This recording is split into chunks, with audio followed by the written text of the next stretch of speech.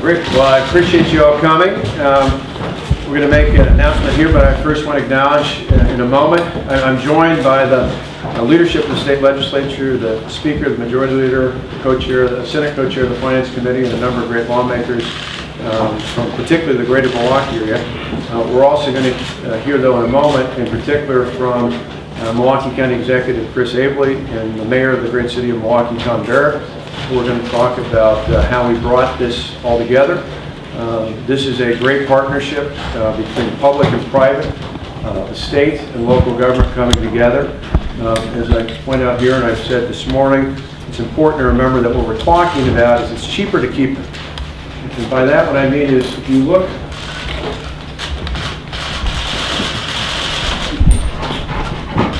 here on this chart, the price of saying no is at least $419 million. So if the state does nothing in regards to an arena in the city of Milwaukee, the price of no has a cost. And we believe it's at least $419 million. That's if you add together the cost that we currently have, or the impact today of revenues collected on income by NBA players that we currently have, which is roughly $130 million.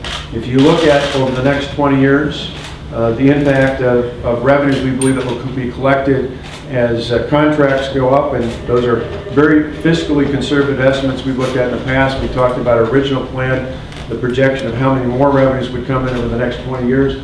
And then you add to that the impact of the cost to the state, because of course as part of the original Bradley Center there are conditions that would have that facility revert onto the cost of the state. Just adding that cost just alone over the next 10 years. So it's 20 years, the lifetime of what we're talking about, the arena deal for income taxes currently collected. It's 20 years for the impact in terms of the next 20 years for revenues that we collected from income taxes as part of the growth. And then just the next 10 years cost for the Bradley Center. Those costs alone get us at least $419 million. Now obviously it could be more than that. You project it out a full 20 years for the cost of the BMO Harris Bradley Center. It becomes far greater than that, probably exceeding nearly $500 million. But just in those very conservative estimates, it's $419 million of the cost of doing nothing.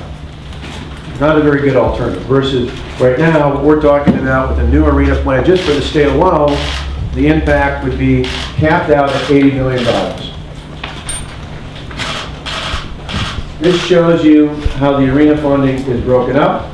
Half of it comes from the private sector, thanks in particular to not only the current ownership group, but the former owner, United States Senator Herb Kohl, for putting up, I think, a fabulous amount of resources to help in terms of putting up half of the cost of the $500 million to build a new arena. If you look around the country, the research we found is that typically it ranges about 65% public investment versus the rest coming from other sources. In this case, it is a true partnership, 50% from the private sector, the other 50% from the public sector, about 11% comes from the state of Wisconsin, 39% comes from a collaboration of a variety of sources at the local level. Then if you look at that in terms of investment, for overall revenues, just for the state revenues that we get from existing as well as projected new state income tax revenues, it's a 3-to-1. What I mean by that is for every dollar the state invests, it is $3 in return of revenue when you add both the existing base and the new base. If you just look at new revenue, it's 2-to-1. So it's taking the base of what we get from every time the NBA plays a game in the state of Wisconsin, the revenue we collect, the just new revenue that will come in the future is 2-to-1. It's 3-to-1 when you already have the base up there, which is, I'll point to in the last chart here.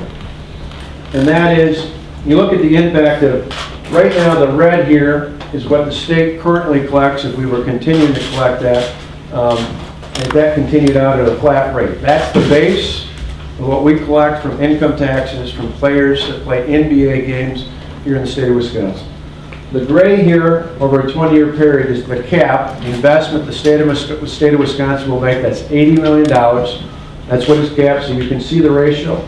It's about half of what we currently collect. And then you look at the growth, the very fiscally conservative estimates that are projected out. We looked at and examined here in our administration, we worked the city and the county on as well. This is where the growth comes in the future, and again, you can see, particularly in that 20-year window, why that's so significant. So I think those very vividly, you know, they say a picture is worth 1,000 words. I think that's incredibly important because, again, the price of doing nothing is not zero. It's $419 million. The state's commitment is capped at $80 million. The overall public commitment is capped at $250 million. That means if costs exceed the $500 million that are estimated for this project, the public's commitment is capped at that $250 million. The rest would have to be picked up by the Bucks and their partners in the private sector. I think that's incredibly important. There's also provisions to protect the taxpayers that if for some reason the Bucks were to be sold, again, which we can anticipate when they're going to get this great new arena, it's going to be a catalyst in downtown Milwaukee for both the city and the county and the region. But if for some reason they were to sell the team, again, we put in very comprehensive provisions that allow clawback so that if a purchase of the team is made, the provisions of that would allow first draw to be taken, those dollars out of the proceeds of the sale would go back before the new owners, or before the owners would receive proceeds from that. So again, in every measure, you look at this, this is one where it truly protects the taxpayers. From day one, we made our announcement in Milwaukee about the original plan. We've been pleased to work with legislative leadership, with the mayor and his office and his team in the city of Milwaukee, with the county executive, and with officials from the Wisconsin Center District Board. It's really been important to make sure that we put a plan together where there was buy-in not only from state lawmakers who are going to be asked to pass this authorizing legislation, but that in addition to the state's commitment, the city and the county made meaningful commitments to this project and did so in a way that not only protects state taxpayers, but as the county executive and mayor will talk about, protects taxpayers at the local level. And then when you look at this, capping off the commitment at each level is incredibly important. For us, there's a huge benefit for the mayor and county executive to talk about in terms of the economic benefit for development and the presence of a professional team in Milwaukee. But all along, what I've tried to focus in on is something that it's not only important in Milwaukee, which is important to me. That's an important part of the state's economy. It's an important part of the state overall, but also something that I could say to lawmakers, whether they were in Rice Lake or Rhinelander or Marinette or Sheboygan or anywhere else across the state, that this is a good deal for lawmakers anywhere in the state, Republican and Democrat alike. The fact is, if we do nothing, that revenue goes away. We have a huge hole. We have a cost to the state of $419 million. And what our hope was, we could find a way to make an investment that had a greater return than the investment we put in. And so with that, I'll come back and kind of summarize things and talk a little bit more about the plan, but I want to ask both the county executive and the mayor. First ask Chris Abley, the county executive of Milwaukee County, to come up and talk a little bit about the county's commitment, and then the mayor of Milwaukee, and then I'll talk about the Center District Board, and then at the end I should just say, we'll then take questions. Since we've got a wide array of partners here together at the state and local level talking about this project, I know you all often have questions in the press about other topics. I'm going to ask today that you limit them to this project and not to other issues. We'll certainly talk about those issues on other days and other formats, but I think it's important for us, for everybody here to have a chance to talk about this project. So with that, County Executive Abrams. Well, thank you, Governor, and thank you, Senator Fitzgerald, Peter Voss, everybody from Budget, Capital, DOR, and an enormous amount of staff who spent a ton of time making a great deal and structure better and better and better. And I want to echo a few things that the Governor has said. There's nobody standing up here who doesn't take profoundly seriously our stewardship responsibility of your tax dollars. Every day I make decisions, we all do, and we know it's not our money, it's your money.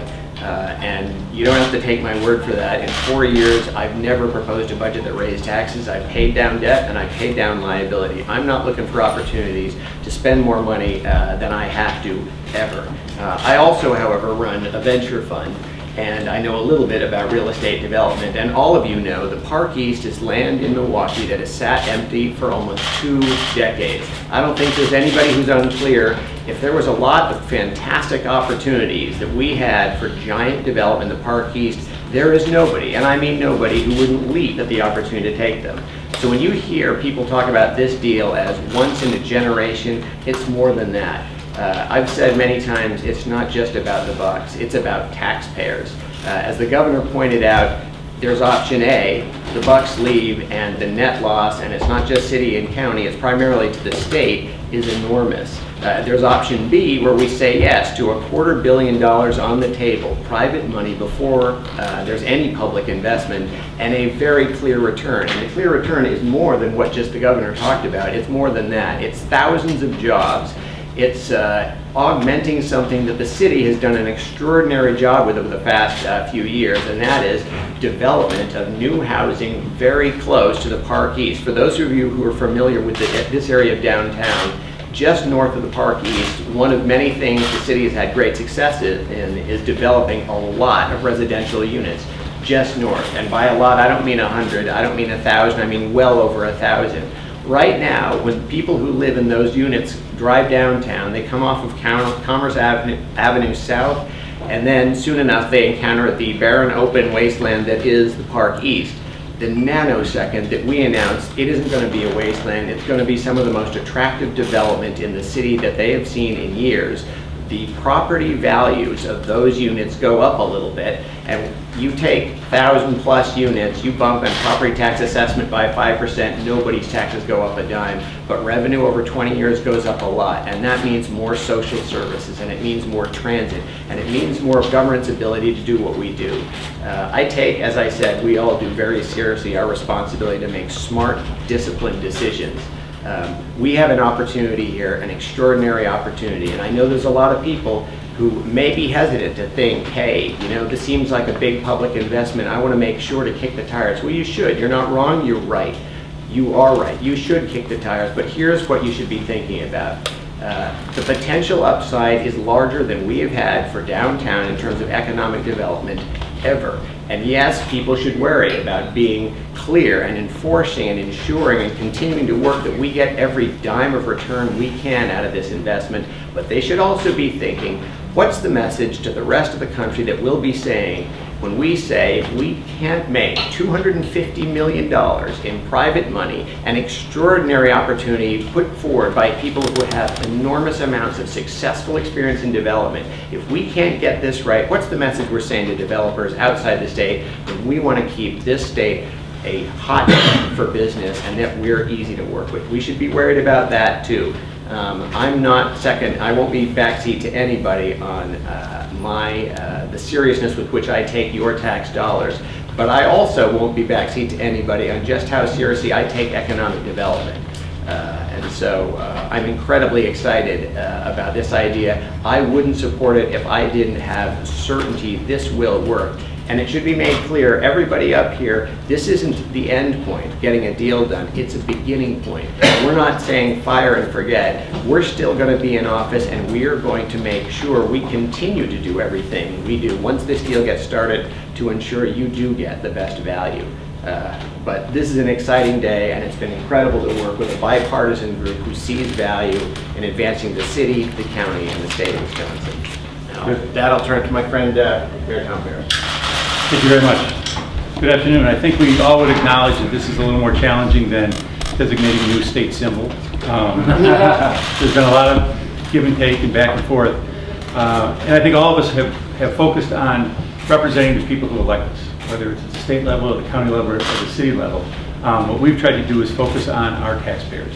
And what I said at the outset here is, I wanted to have the Bucks stay here. I wanted to have a new arena, and I still want the Bucks to stay here, and I still want to have a new arena.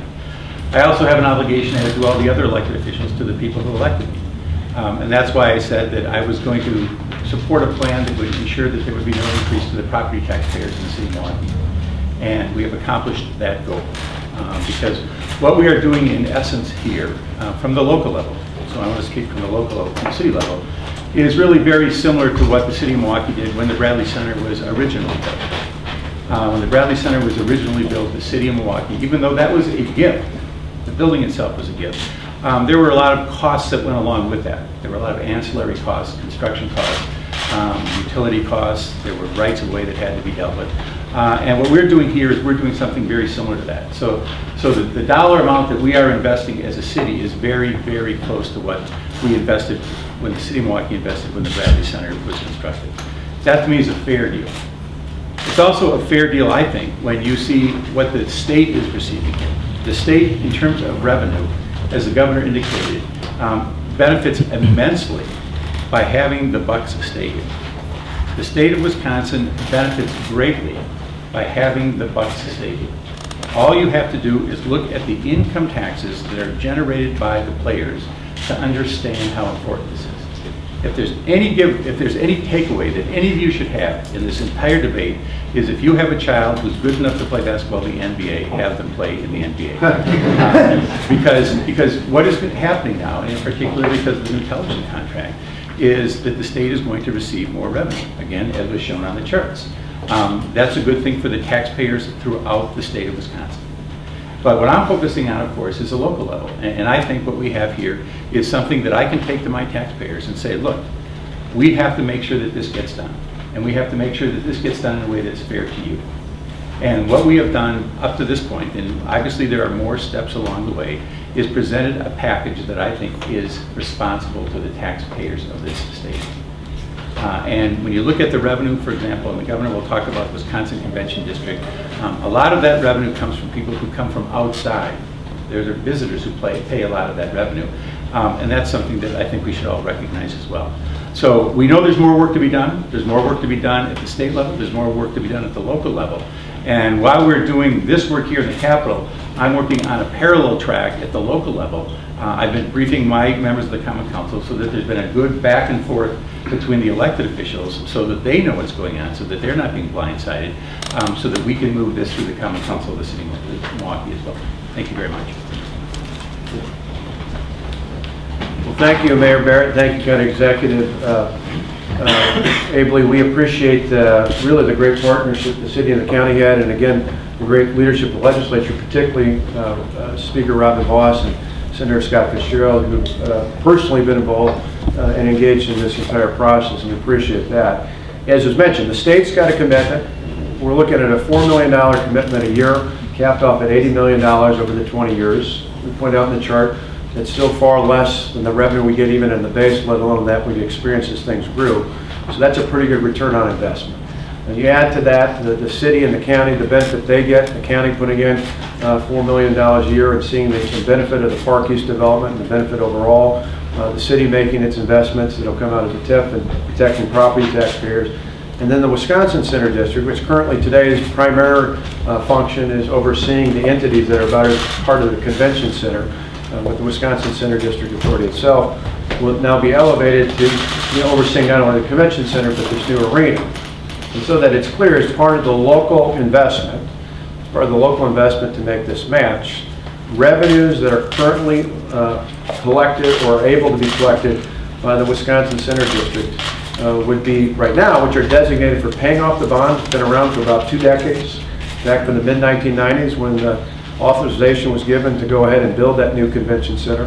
Those revenues that currently come in, as the mayor said, largely from people from out of town that come in to pay off the bonds on that convention center.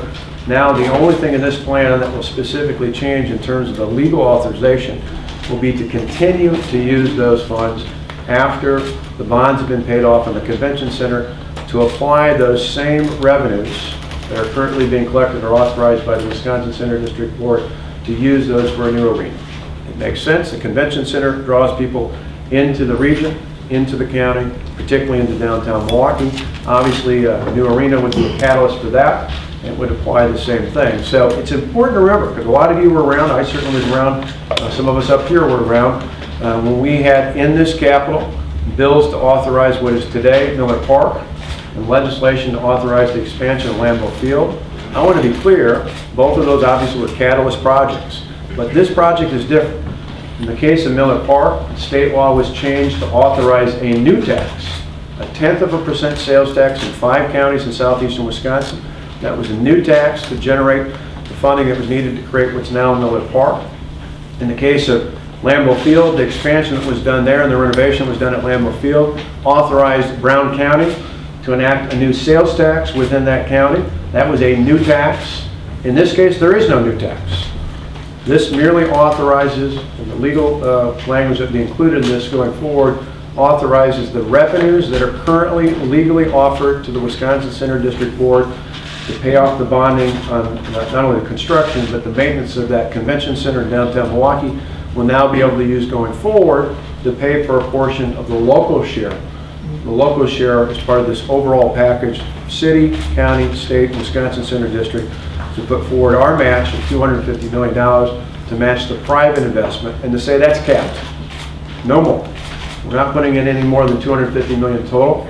The state's capped off at $80 million. I think it's one of those things where it's a great opportunity to protect the taxpayers. We put in place all the provisions of protection to make sure that taxpayers at the state, at the city, at the county level are protected. And as we said at the onset, doing nothing has a cost. The cost is at least $419 million.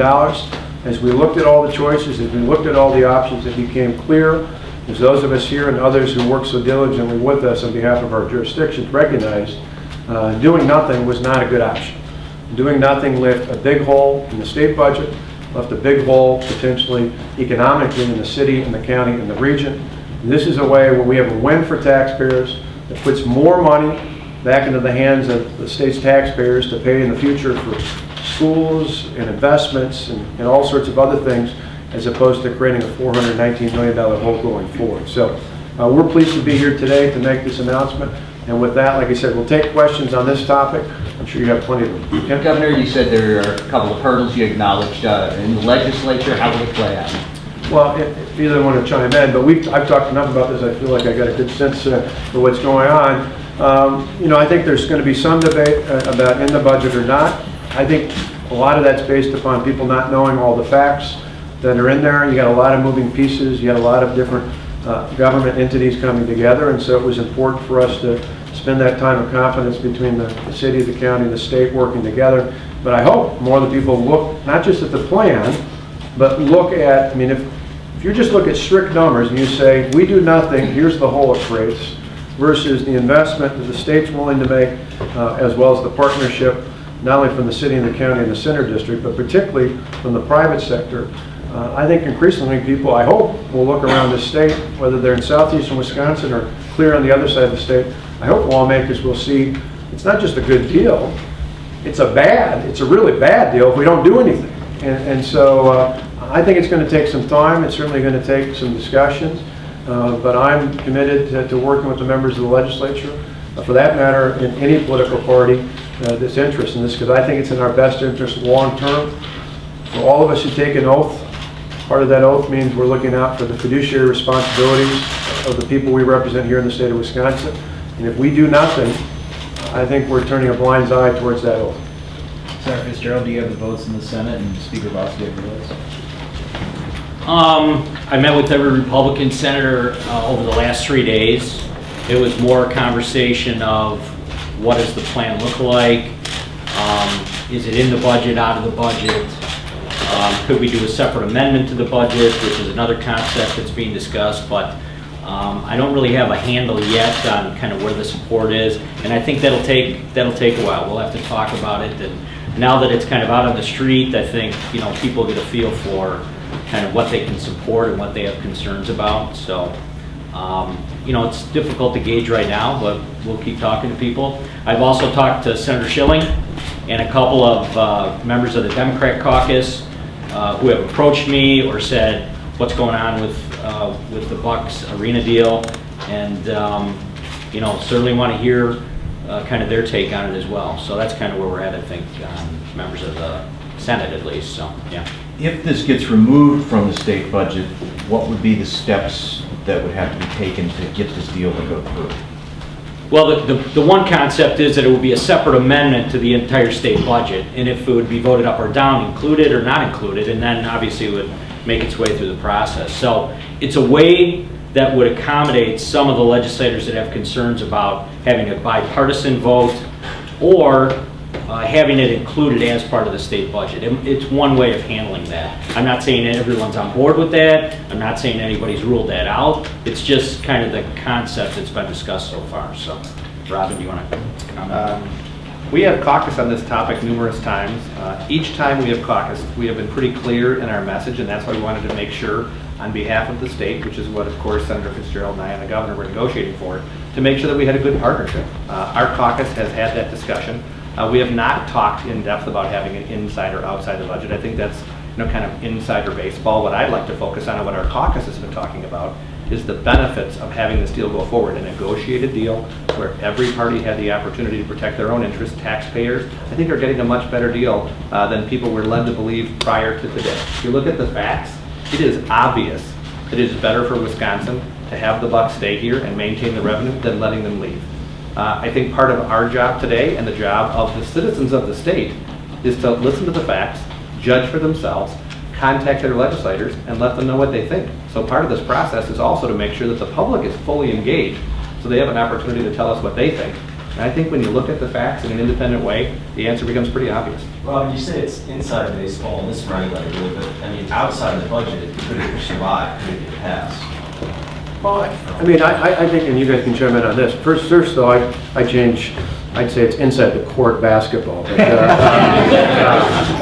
But I think it's one of those where, there's a lot of discussion points, particularly to the speaker's point, because I think up until now, there's been a lot of speculation about what may or may not be in.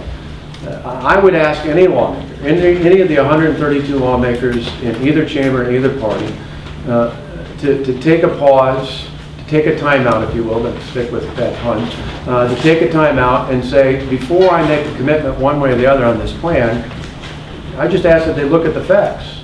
And I think, as we all felt, and as the county executive mentioned, this is a bipartisan effort here. There are Democrats and Republicans, city and county and state officials coming together on this, because what was universal for us was we realized that there's a price to know. Certainly, as I alluded to on this chart, at least $419 million hit to the state of Wisconsin, versus the $80 million we're capped off in terms of our commitment to adding that. But as the mayor and the county executive talked about, there's a huge hit if the Bucks lead to the city and county and to the region as a whole. And so there's all sorts of reasons why we're here together. I would just ask any of the lawmakers from any part of the state of Wisconsin, in either chamber, in either party, to at least just take a look at this, digest this, recognize that in the end, there are some very, it's not as, I think it's a much more comprehensive debate if people realize not just what's in the package, but they realize what happens if we don't have a package.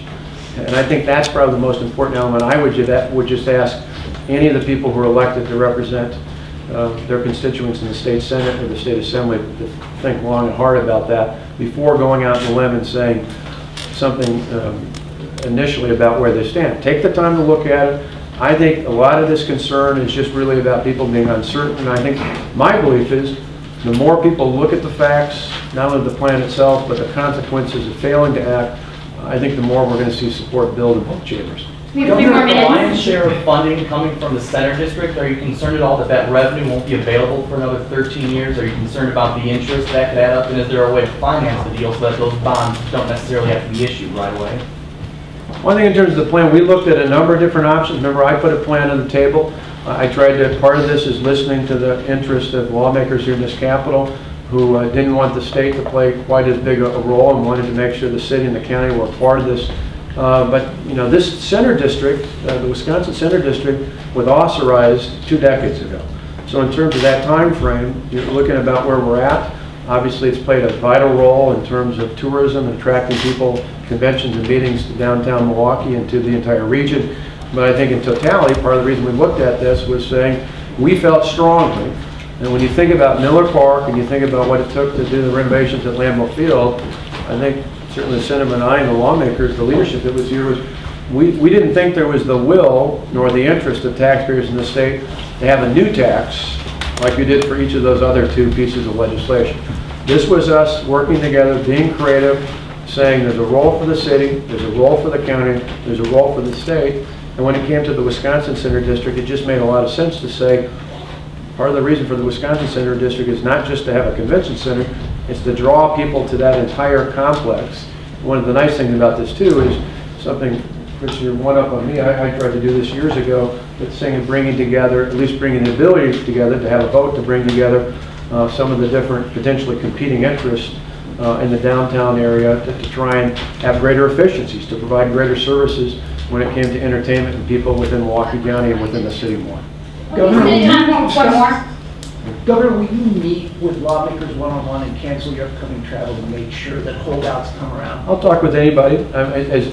As these lawmakers are probably tired of, and even more so my staff here, even when I'm traveling, I probably call 12 to 15 times a day to talk about where our status is on the budget. So whether it's in person or on a phone call, I'm willing to meet or talk with any lawmaker who's got a legitimate concern about it. Governor, what would I you think say? it's one of those where it's a very compelling argument, and the more people know about it. Jessica, and then Can I say Speaker. one thing on that, sir? Before we go to that, one thing that I want to make sure we point out, probably like most of you, I actually watched the gubernatorial debates between Governor Walker and Tom Barrett.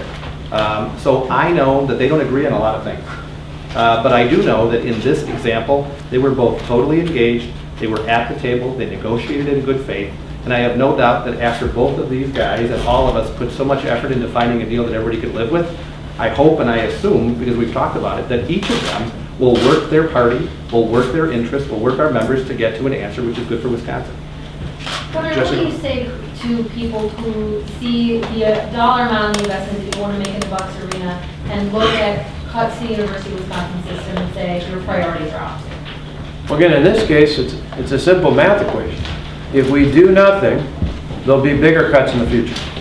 It's pretty simple. Having a $419 million hole, this is unlike other scenarios. Let's be clear. Let's be brutally honest here. It's not the owners. It's the NBA Board of Governors that made it explicitly clear that if an arena is not up and going, or at least en route, by 2017, the team's gone. And so I want to be clear. I've never met with the owners. I don't have anything against them. I just never met with them. And the reason why is, for me, this has always been about protecting the financial interest of the people of the state of Wisconsin. It's a nice benefit that it helps the Bucks, and it's a great catalytic development for jobs and development in the city and the county and the region. But my number one priority as your governor is to make sure I protect the financial interest. The fiduciary responsibility for me is to protect the financial interest of the people of the state. And if I do nothing, if we do nothing here, there's going to be a $419 million hole that the state's going to have to deal with in the future. That's going to only force more tough choices in the future. So for anybody who cares about the UW, or cares about schools, or cares about law enforcement, cares about support for our cities and our counties and our other local governments across the state, this is a good deal for them as well. Because if we protect those revenues, and we see a way to not only protect existing revenues, but we find a way that for every dollar we put in, we get $3 back in terms of new revenue and keep and protect existing revenue, that means we're going to have better budgets to deal with in the future. If we don't do anything, it means we're going to have bigger challenges in the future. So even if people say, you know what, I live clear on the other side of the state, and I could care less about the Milwaukee Bucks. I'm never going to see them. I don't like NBA basketball. If that's someone's opinion, they should still care about this. Because a $419 million hole is going to force tough choices for things they care about in future state budgets. I think that's the most compelling argument out there. Like I said, whether you live in Superior, or Rice Lake, or La Crosse, or Kenosha, or Rhinelander, or Marinette, or Sheboygan, or right here in Madison, there's a pretty compelling case to be made if you want future budgets to be able to fund the things that are priorities to those of us who live here in the state of Wisconsin. We doggone better will find a way to make sure that this revenue doesn't go away. And this, we think, is one of the best ways to bring the city, the county, the center district, and the state together to do so in a way that protects those interests for generations to come. Thanks very much. I just want to add one comment on that, just because I think this is something that is, the governor just made a really, really important point. You spend a lot of time asking, and you should, hey, who's going to own picking up this big investment and this big cost? A question you should ask every legislator that you do about this is, who's going to own the big hole that's going to result if we don't have the Bucks? Because I've spent the last 4 years working very hard to restore social service. It's going to be a lot harder for me to restore social services if there's a big hole in the budget. Forget the Bucks for a second. Put this decision just inside a box, and you're just looking at the numbers part of this. Option A, we lose an enormous amount of revenue and there's a hole in the budget and it's going to hit all of us, and nobody wants to see that. Option B, we have a lot more revenue going forward, and that's the sort of revenue that, as the governor rightly pointed out, can go towards things like the UW system, which we all care about. I don't think there's any difference of opinion about wanting to get the best value, but I don't think there's anything wrong with you asking about the cost and expense. You should ask. I'm just saying you should also ask who's going to own, who's going to be the legislator to say, I own the big revenue hole in the state that will be the result of not getting this deal done. Because, to the early question, are we willing to talk with legislators? I will talk to anybody in this state, and I will go through every program that gets funded by state revenue and tell them exactly, well, hey, forget basketball, right? I don't want a giant revenue hole. I want increased revenue going forward, and I will spend as much time as it takes, and I think we all will. And frankly, Speaker Voss and Majority Leader Fitzgerald have had a lot, and it's taken a lot of leadership to see not just the cost, but the benefit. And to see that it's important to avoid the hole. It takes guts to get up and say, this one matters. They've done that, and I just don't want us to lose that. Who's going to get money from naming rights? I'm not in charge of naming rights, but honestly, if you wanted to call it the Don Walker Center, that wouldn't be a bad idea. Yeah, and that, again, in terms of those details, we'll certainly follow. For us, this is about what the state and the local government's commitment is. It's capped overall at $250 million. It's capped at the state level at 80. It's a good deal going forward, and as we mentioned, it's a good deal for Milwaukee and the Bucks, but it's really important to the state as a whole. So thanks very much for coming. Thank you all. No, that's fine.